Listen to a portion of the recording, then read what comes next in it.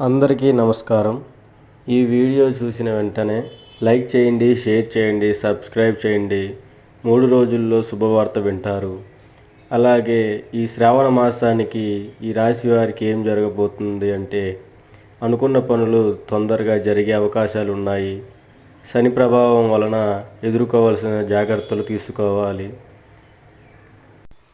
ఉద్యోగం చేసేవారికి ప్రమోషన్స్ రావచ్చు. వ్యవసాయం చేసే వాళ్ళకి అభివృద్ధి జరగవచ్చు.